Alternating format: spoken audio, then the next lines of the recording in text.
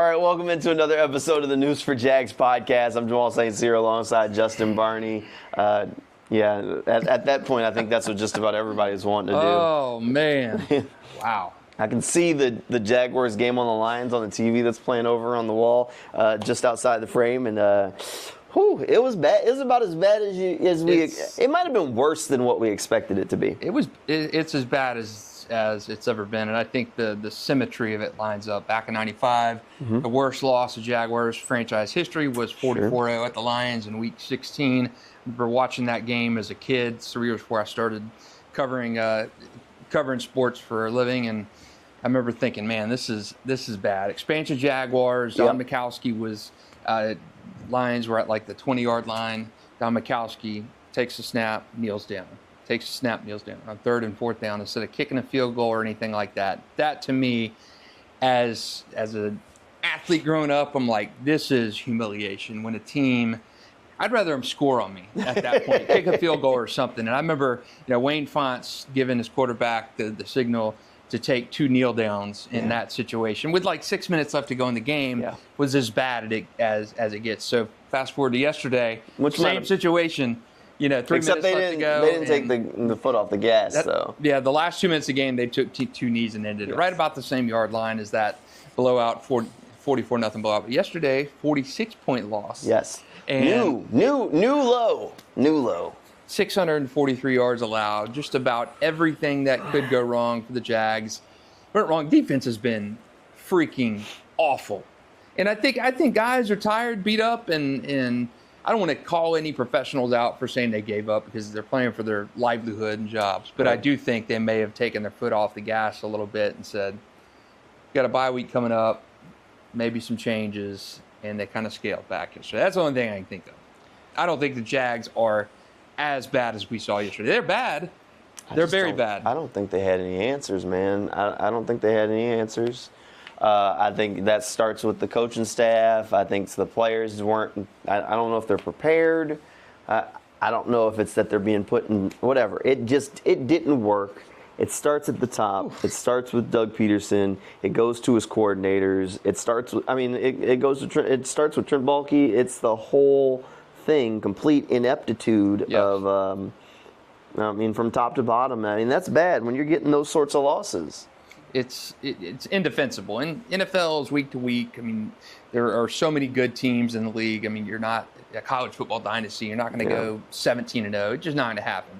But for Jacksonville to be a professional franchise that made the playoffs 2 years ago with an unbelievable run, brought back a lot of that team. A lot of those members are still with this organization. And for them to be 3-14 over the last 17 games is indefensible. Something has got to change, and I think Doug Pederson is resigned to his fate. He can't come out and publicly say, "Yeah, I'm a dead man walking. I'm a lame duck coach." But I think he knows the truth of the situation, the reality of the situation. That this is probably his swan song in Jacksonville, barring a unbelievable out of left field 6-0 finish. Look, here's the thing, and look, you're right. I think Trent and Doug, we said this the last go around on the podcast. I think their fates were sealed. Yeah. There were the national reports that came out about, based on the result of the Lions game. I never thought that would necessarily move the needle. Like, you got to think about how Shad Khan thinks about these things. He's not very reactionary. As we sit here and do this, Doug Pederson's still employed. And Trent Baalke's still employed. One game isn't going to be what makes the decision for Shad. That Lions game, the outcome, while yes, it does go down as a loss and a nasty one, and when you lose like that, could it push you to do things? But if he fired him, it was never going to be because, you lost the Lions game. It was going to be because of the full resume. So I never really, bought into if he wins the Lions game, that all of a sudden changes Doug and Trent's fates. Now, a win up in Detroit wouldn't have changed anything. Just like a loss, I don't think changed anything. I think the decision made, and there are changes that are coming, just like there were changes that were coming the week before. The question is, when do those changes come? When does he make the decision? I think the national reports were coming because sometimes it makes sense to make the changes during the bye week. That's an easy time for a transition. Still a day as we record this when they can do those things before they send players on their way. But overall, it was just the timing of this was the game before the bye week, not this Detroit game. This is the make or break moment for this coaching staff. Look, win or lose, it wasn't going to change the outcome. What's the difference between 3-8 and 2-9? Yeah, not a whole lot. Not much hope. And so, I do think from an outside perspective, everything is lined up. Worst blowout loss in franchise history, a bye week, the injuries, your team is regressing, haven't turned the corner. The continuation of 2023 to 2024, you're 3-14 your last 17 games. Basically, over the course of an NFL season, you are 3-14. Sure. You're one of the worst teams in the NFL. I mean, there's no way to sugarcoat that. Shad Khan has been patient. Yes. Doug Pederson posted back-to-back 9-win seasons. Yep. Very different feeling 9-win seasons. The 2022 playoff season where the city was on fire with excitement. The finish there, we were trending up. Well, last season, 8-3 start, a 9-3 finish, had a different kind of feeling. Doug Pederson, I think, made the wrong decision in terms of the coordinator he should have moved on from. I think it should have been Press Taylor. I think Doug should have taken over play calling duties this year. And Ryan Nielsen has been an unmitigated, absolute colossal disaster as a coordinator here, whether that's his scheme, whether that's the players he's got to work with, whatever the case may be. Ryan Nielsen has been a complete freaking disaster. And Doug Pederson was asked today about firing Ryan Nielsen because it's been abysmal. You cannot give up. It'd be different, it's different if you're giving up obscene yards and holding teams to 17 to 20 points a game. You're not doing that. Against Minnesota, they did that, and offense let them down, but the defense has been one of the worst in the league, if not the worst in the league all season. And Mike Caldwell's defense was not that bad. I think Doug missed on that coordinator hire last year, and he's being asked today, you're going to fire Ryan Nielsen? Sure. And he kind of took the easy way out on that, I think, because I do think it reflects poorly on Doug as a head coach. It does. Look, it was his decision. And it would be a tough sell to say, oh, well, you show this guy the door, you just brought him in. Look, Ryan Nielsen's defense is stank. That's not necessarily a indictment of Nielsen as a coach. Not necessarily. I mean, Steve Spagnuolo at one point orchestrated the worst defense in NFL history. Yeah. And he went to Kansas City, rebuilt rebuilt the reputation, right back on track. And he's a guy that wants another shot at being a head coach. And, I mean, the Chiefs have been winning quite a few games based on defense. So that's what I mean. No, by no means do I think he has done anything that should keep him here in Jacksonville or have instilled any confidence that he is the answer for the Jaguars. But Coach Nielsen could go, I mean, look, all of the coaches on the staff work hard. All of them put in countless hours, just like the players do.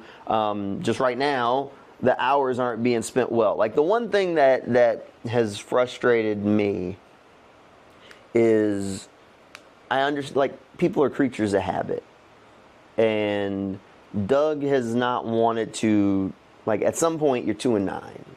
Just change things. Right. Just shake it up. If you're eating peanut butter and jelly, just eat peanut butter. I don't care if you came in at 7 o'clock, start coming in at 5. If you scripted 10 plays, script 5. You know what I mean? Just change. If it ain't, like, they've come back from the bye week. If I had any gas that I was going to save my job, I would send the players off, get out. The staff, the second they walk out the building, change every locker in the locker room. I don't care where it's at. I don't care where you put them. Find a new spot. Why? Because where they're at ain't working. Just shake it up. I don't care. Every bit of it. We would reorganize the damn weight room. The whole schedule would be different when they came back. Parking lot would be changed. Whatever. The code to get in the door would be damn different. You're 2-9. If I'm fighting to save my job, I'm gonna roll in there at the end of the year and be like, Shad, I flipped every table. I did everything I could do. I changed everything we could change. I just couldn't do it. You know what? Hand me my papers and let me go home. But I tried. I just feel Doug's words are hollow. When you look back at last year's end of season presser. I think you were still coming back from Tennessee. Yeah. And Doug really kind of almost misled. People were asking him changes and stuff. Oh, we're going to have break it down to the studs and tear it. And a couple hours after that, he fired Mike Caldwell. He knew he was going to fire Caldwell before that press conference. He did. He absolutely knew that.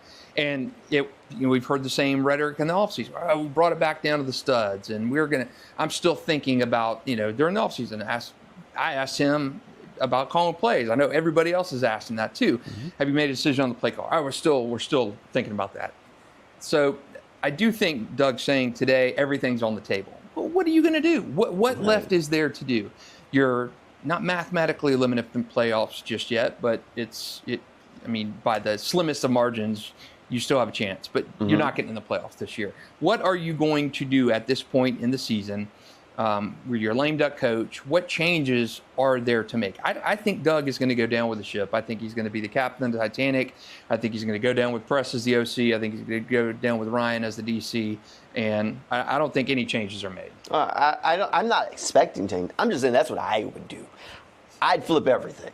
I don't care what meeting room, the offense is meeting in the defense. I would change everything. That's one of those Spurrier things. Just because if you're losing, shake everything up. Just because it's not broken doesn't mean it can't be fixed. I actually asked Doug that question today, and he said, well, we're not going to just, if it's not broke, don't fix it. And then the follow-up was, well, what's not broken, Doug?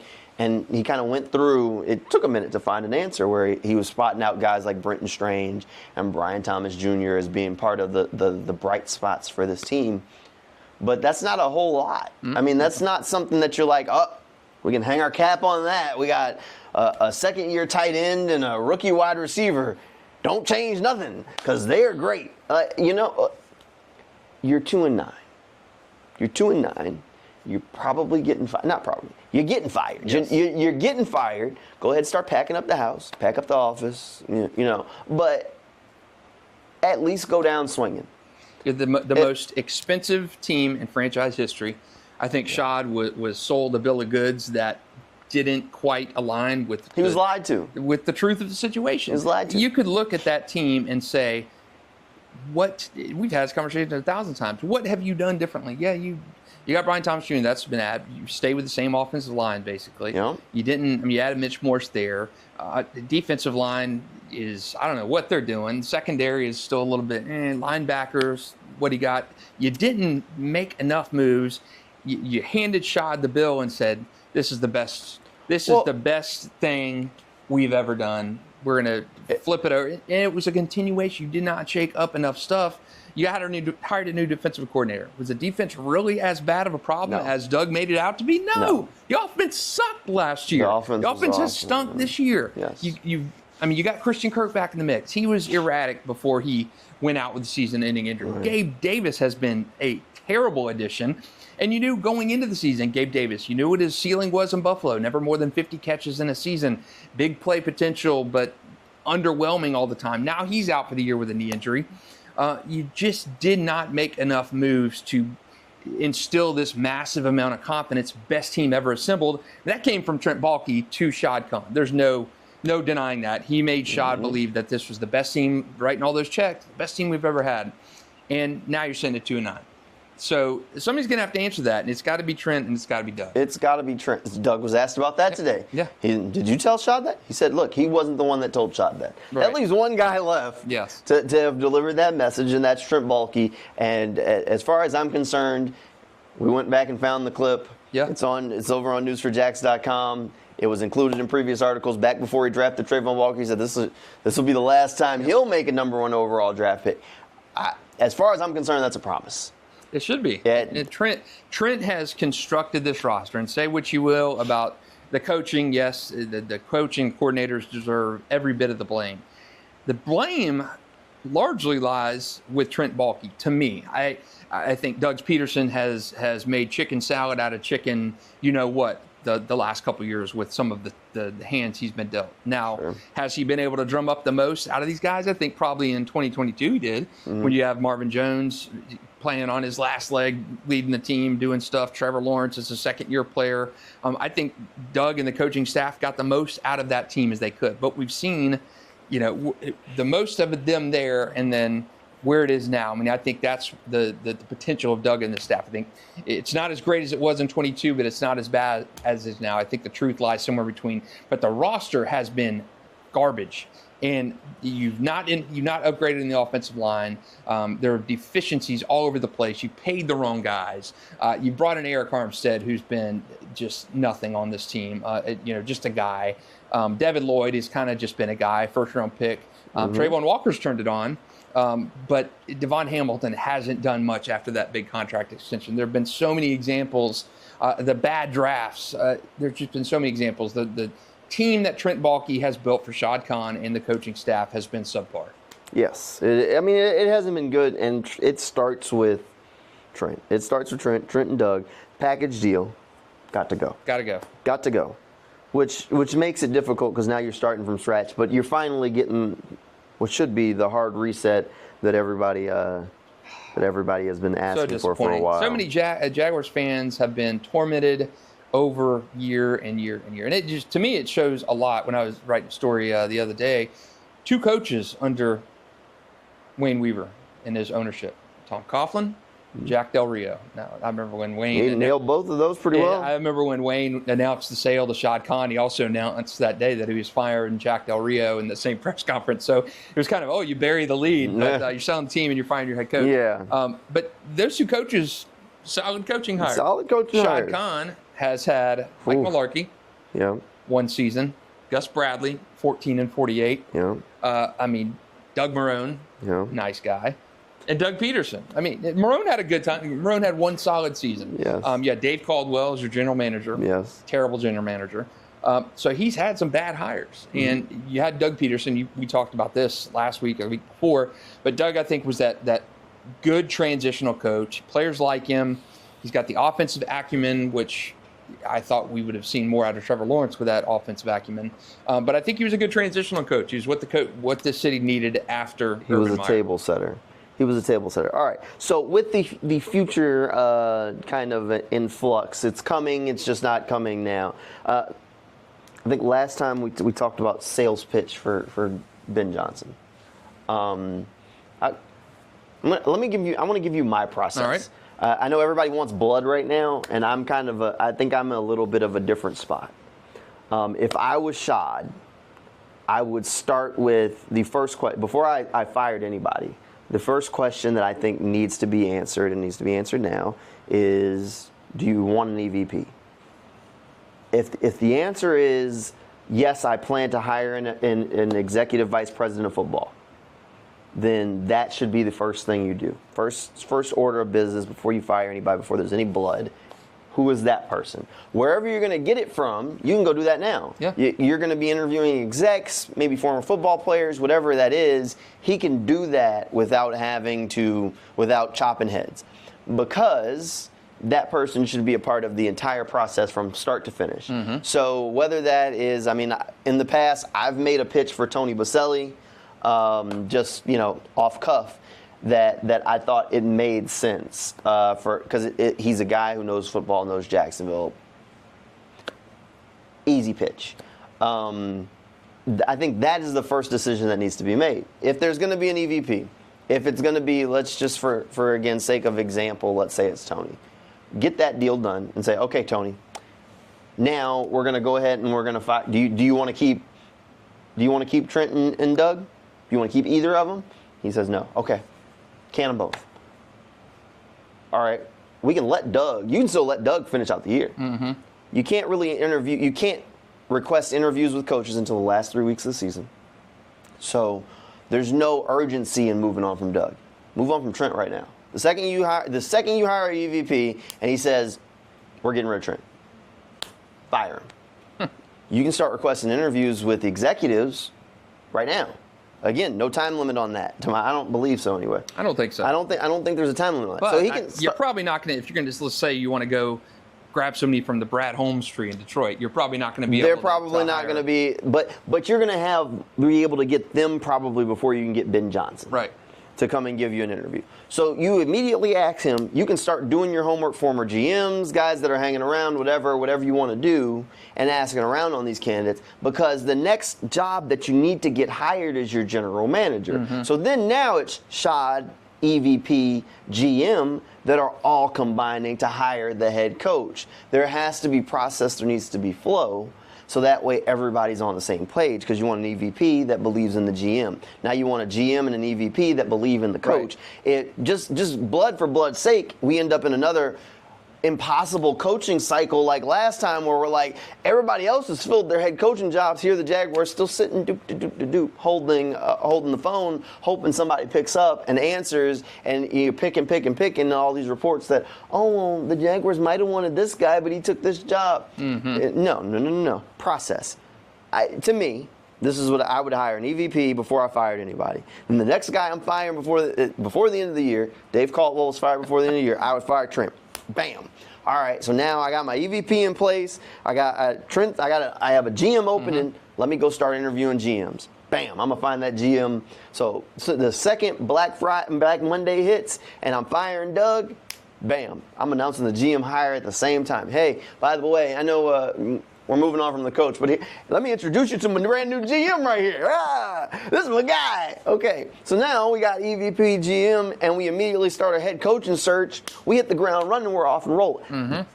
That's my process. That's what I would do. Where are you at? You just want blood? Do you think? No, I think you've got to be a little patient about it, because it's a business, and I know the reactionary is fire Doug, fire Trent, let's do all this. But I guess for one, I think Shad's gotten a aura of having patience and kind of letting kind of the chips fall where they may, and then deciding, hey, I'm going to do it. I could see why you want to get rid of Trent and Doug and reset, because I think it's coming.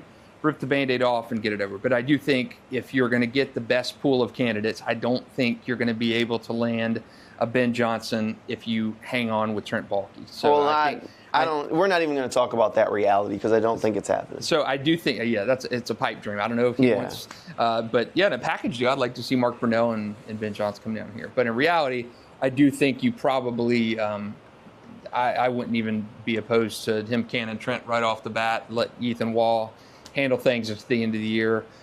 Doug is probably earned a little bit of the, the errant to the side of, he's done something in 2 years of work. He's gotten us to 9 wins, taken us to playoff, gotten us a playoff win. So I don't know. I may hang on to Doug through the end of the year and let him coach things out. And I don't think it. I mean, what's the harm in doing it right now? What's the harm? That's why I said process. You start at the top. Okay, EVP, bam. GM, bam. Last process. time Flow. the process last time, Shad, after getting rid of Myers' tenure and talking about Pederson. There were questions about whether or not he was going to hit the GM, and then some of the interviews, there were reports that some of the coaches didn't want Trent, so then he was going back and forth. So that's why I said. He also at that time said they were going to hire an EVP. He did. And then backed out. Backed out of it. That's why I said flow. All right. EVP, yes or no? Okay, if we're going to do an EVP, first, because there's no time limit on these things. GM, again, no time limit. You can go get your guy, whether he's sitting at home, whatever it is, and then figure it out. The one guy that I think just stay away from. I know who you're saying. Bill Belichick. Leave him. Look, he belongs in the same place that TV. Just leave him in the studio. No, I don't care. Like, if he wants to be a consultant and help Shad with the search, great. He would be an awful head coach, an even worse general manager, and an even worse EVP. I think, I think if you had a Belichick type, God. I think you would repurpose him into a role like a Tom Coughlin when they brought him back. No. I am not in favor of Belichick as a head coach. He still wants to coach. He would be so. He would. I mean, it'd be. You know a thing or two about micromanaging managers, and he would just be trying to pull the strings, similar to what Tom was doing, where he was still kind of trying to micromanage more things. The EVP needs to be hands off. I put you in a job. Go do it. If you don't do it. So that's if I was hiring, if Shad is going to say, I want Bill Belichick as part of the Jaguars in 2025, okay? That's who I want. That's his ultimatum. He says throughout this whole search, I want Bill Belichick in this organization. Why? 6-time Super Bowl champion head Who coach. cares? Doug was a Super Bowl champion coach. I would put Bill Belichick in that advisory role, an EVP kind of role. I would not have him as a head coach. There was a reason why all these head coaching jobs came around the cycle, and Belichick wasn't hired. I think the game has passed him by. I think I think hiring a 72-year-old coach in today's NFL, even one as accomplished as Belichick, I just don't. The Jags hired Coughlin in that EVP role. Great first season, AFC Championship game. His style rubbed so many players the wrong way. I mean, that's what got Tom Coughlin fired, was this scathing report from the NFLPA saying, this guy is responsible for this. This is overreach. You can't do that in today's NFL. Belichick is that same kind of guy. Except the NFLPA hasn't officially sanctioned him. Yeah, true. I mean, they did with Coughlin. But I do think Belichick is in that kind of that old guard kind of role. That's where I would have him if Shad was adamant. And we know Shad's a ceremonial guy. That's why he went for Urban Meyer. I think Belichick in his mind would be a great trophy to have. But I'm just not. I'm with you. I'm not. Absolutely not. I mean, what's Bill Belichick? His head coach is going to be Josh McDaniel. That train is wrecked.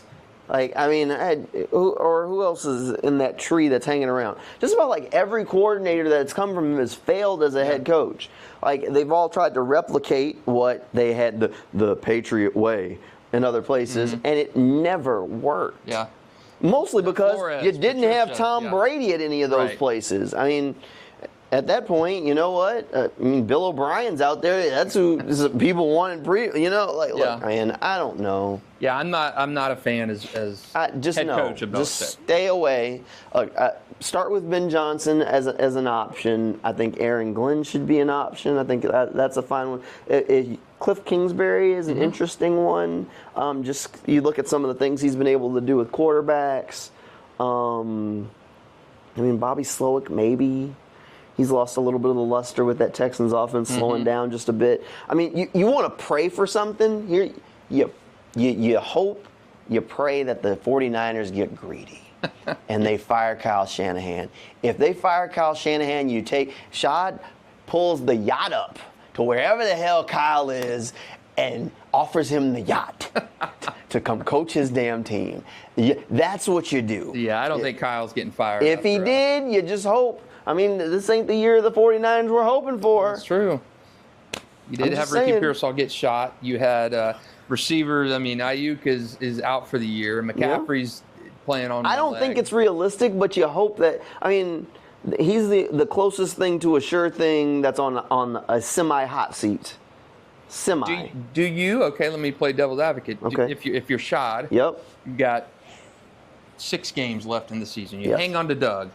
They finish on a 6-game tear, which is definitely possible. You got the Texans once, you got the Colts, you got 2 against the Titans, you got the Jets, and you got the Raiders. That is not. You want to put this man in the worst situation possible. A murderer's row. It is not a murderer's row. You finish. You're gonna put this man in the worst situation possible. He would finish 8-9. He would keep Doug and probably fire Trent. Yes. Could you deal with that? I could deal with that rather than the inverse, better than the inverse. I'd rather keep Doug than keep Trent. Look, I don't think. But the mandate from Khan to Doug is you get a new offensive coordinator. That change anything? Not really. Still Doug's offense. He's told us that multiple times. It wouldn't change a lick. I mean, it's not like he's going to go hire some innovative young mind from somewhere that thinks differently than him. He's going to hire another guy that looks at it the exact same way he does. Yeah. That wouldn't move me. I'd rather keep Doug than Trent if he was going to split them like he normally does. But you're better off starting from scratch. That's your best case. And while we're sitting here doing this, I'm trying to think if there's another coach that's established that you'd be like, oh, if he got fired, you go get him. There's not really. I don't think so. I mean, Mike McCarthy? No. No, hell no. That's been my nightmare scenario is that the Cowboys are not going to renew McCarthy's contract because it's up after the season, and Shad's going to look at him and be like, well, he went to a Super Bowl, he won a bunch of games in Dallas. We can just bring that, and he's an offensive guy. He's done good things. You got Vrabel out there. You got Saleh out there. No, you don't go get Robert Saleh. Leave him. I mean, maybe as their defensive coordinator. Take him as the DC, not as the head coach. Vrabel, they could do worse. I wouldn't love it, but they could do worse. Like, I am far more of the. Belichick is the EVP. Hell Vrabel no. is head coach. Oh God, why would you torment me? Patriot way, coming to. Oh, I mean, okay, maybe if Mike and Bill thought they could coexist, maybe I could start to get on board with that. But he's got to bring in a rock star OC. That ain't going nowhere. Joe Brady. Joe Brady's already an OC. I know. Joe Brady would be my head coach. Head coach in waiting. Joe Brady would be my damn head coach. Yeah. I mean, he'd have to bring in a rock star OC. I mean, is it Josh McDaniel? Does he come and say, all right, I'll be with Bill and Mike and do that and stay as an OC? Look, to me, I mean, I pitched it the last go around before they hired Doug. I had one on my early list was Joe, and then Joe got fired in Carolina, so I couldn't, like, in good faith, push him along as like my push. But Joe Brady is a creative offensive mind. He's been looked at as an up and comer. He was scapegoated once, but then all of a sudden he's got Buffalo's offense rolling. His name's back on these lists. You bring him in. You bring in a couple of former head coaches to put around him, so there's that brain. But you bring in the creative offensive mind that's going to pair with Trevor. Get the most out of your quarterback. You get the most out of your team. So if you bring in Joe, then you bring in maybe a Robert Saleh as your defensive coordinator. Been a head coach before. Yeah. Knows the ropes. I don't know who your offensive coordinator could be that would pair with Joe. I don't know. Maybe you bring in Mike McCarthy as your offensive coordinator. But we're putting together crazy stuff. Look, at this point, I'm putting together crazy stuff. But those are the sorts of things you do. You surround that guy with people. Look, I'm okay with Mike Vrabel. Who can Mike Vrabel bring? Like, to me, if you're a defensive head coach, my first question is, who's the offensive coordinator? Who's the offensive coordinator that's not getting ready to pack his bags and leave in 2 years? Mm-hmm. Like, I need some former failed head coach. I need a Mike McCarthy to say, I need you to be able to say, Justin, you're Mike Vrabel. Who's your offensive coordinator? And I need you to tell me that you're bringing a Mike McCarthy who's not getting another call as a head coach in this league to be your OC, and that you're a package deal. We're good. Yeah, Coughlin did it back with Dom Capers in back in the day, and brought in a former head coach to be a coordinator, assistant analyst. But he was coordinator. I mean, brought in a former head coach, and it worked. So the second you have a success, just like the Texans, Bobby Slowick getting calls. Mm-hmm. He was a first-time offensive coordinator, had some success. Oh man, can we steal him? If you start getting Trevor rolling, the last thing you need is your OC to start getting calls right after, and then there he goes. So if you're a defensive head coach, which I'm okay with, I mentioned Darren Glenn, I'm okay with Mike Vrabel, but who you bringing? Yeah, that's true. Who are you bringing? All right, before we wrap up, give me your top 2 coaching choices right now. Top 2? Oh, and man. we'll take Ben Johnson out of the mix. No Ben Johnson. Top 2 coaching choices. Okay. I'm on the Joe Brady train. Okay. I'm on the Joe Brady train. Been there. After that, and these are people that can't be current head coaches, right? Correct. Okay.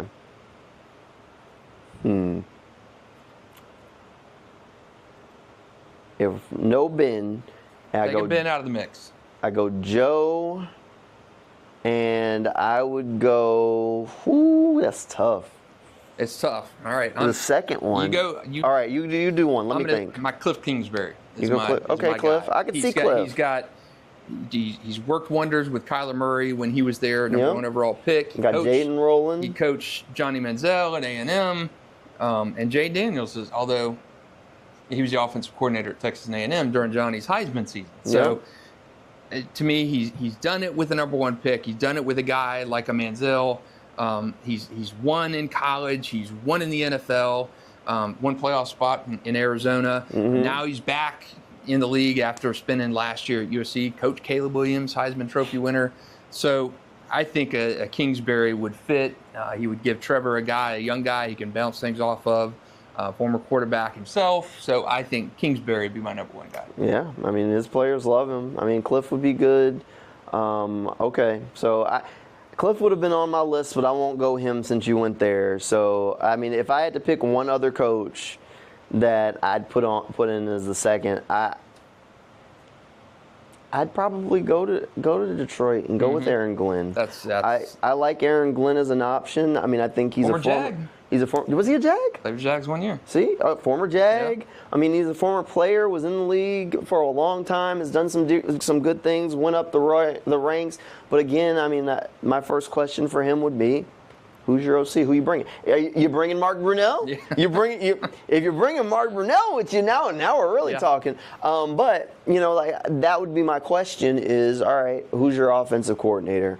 I like the idea, Aaron Glenn, a former player, a guy who has leadership. He's been talked about as a rising star for years in this league, and has continued to take those steps. He's a similar enough resume to DeMeco Ryans. Yeah. So I like it. That's who I would have gone with my second one. I would have gone Joe Brady or Aaron Glenn. But since I went offense with Cliff, I would probably lean towards defense with Aaron Glenn. Former NFL player, well respected. Since everybody likes making coaching hires from the McVay tree or the Shanahan tree or the culture. Detroit's the culture place now, so you're taking the coach down there. Yep. Aaron Glenn, I'm going to take him as my de facto number 2 head coach for Jacksonville. All right. And bring Mark Brunell with you. That's it. Mark, pack your bags. You already know the city. You'll be fine. All right, we'll see what happens. Look, as of right now, Doug Pederson, Trent Baalke still employed. We'll keep you up to date whenever something does change. Look, I think it's a matter of time. Not if, when. Yep. And whenever it does happen, you'll have a new episode of the News4JAGs podcast. How about that? That's right. All right, so make sure you stay tuned. Thanks for hanging out with us, and we'll see you next time.